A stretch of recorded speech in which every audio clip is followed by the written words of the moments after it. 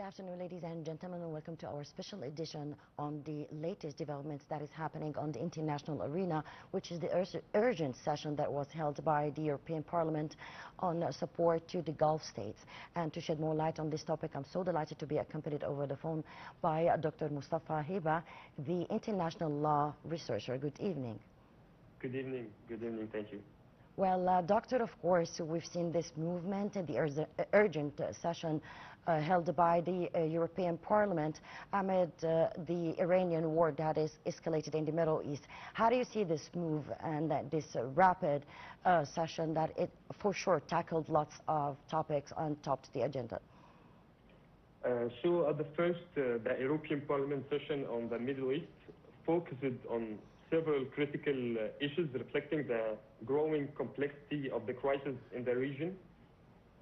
First, we can say the ongoing conflicts and military escalation were at the center of the discussion, particularly the tensions involving Iran and the broader regional implications.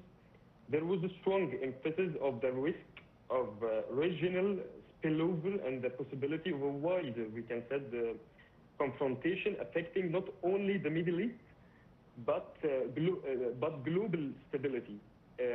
We can say also, second, the failure of the diplomatic negotiations in Islamabad was a key concern. Main speaker highlighted that previous diplomatic efforts have not produced sustainable results, leading to a dangerous vacuum where military option dominating over political solution.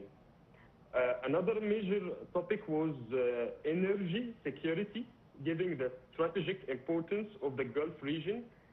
Any disruption, especially involving Iran, could impact global oil and gas markets, which directly affects Europe's economic stability. We can say also that humanitarian concerns were also heavily discussed. The Parliament raised alarms about civilian casualties, displacement, and the broader humanitarian consequences of, we can say, prolonged conflict. In addition, the role of the regional actors, including Gulf countries, was examined, particularly in terms of their political positioning, security concerns, and their potential role in, we can say, de-escalation. Finally, the session addressed the need of a renewed diplomatic framework, as many policymakers acknowledge that the current approach has failed, we can say, to prevent the escalation, highlighting the urgency of engaging the meaningful negotiations. Also, we can add that Mr. Jassim al-Badawi, Secretary General of the Cooperation Council of the Arab States of the Gulf, had showed what the Gulf states had ensured during this war by Iran, what the Gulf had lived during this period, and no one wants the war to begin again. No one wants an escalation. Everyone wants an end to this war.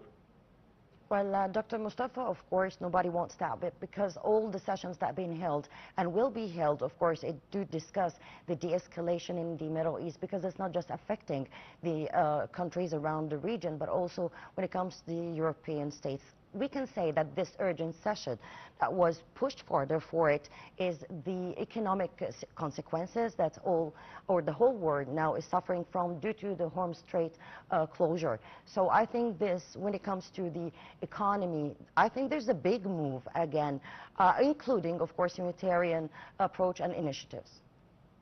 Of course, when we speak about the economy, when we speak about Hormuz, the Strait of Hormuz, the economy is everything, and we can say that this war affects the economy in the deep, in the economy of the world entirely, not the economy of the region, the economy of the world. When the Hormuz Strait is closed, the gas, the petrol, the power of Europe is under this war. We can say that Europe have to play a significant role in addressing the Middle East crisis, because the intervention must be strategic, balanced, and primarily diplomatic, because we can say the European Union can act as a diplomatic mediator in this phase, given its relatively neutral position compared to other global powers.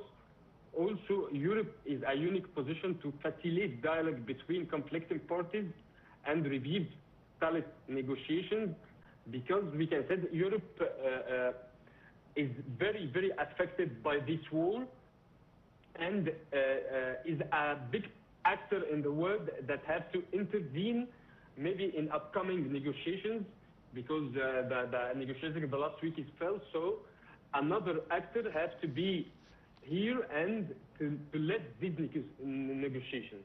I totally agree with you, Dr. Mostafa Heiba. That was so informative. The international law researcher. Thank you, ladies and gentlemen. That was it for this special edition.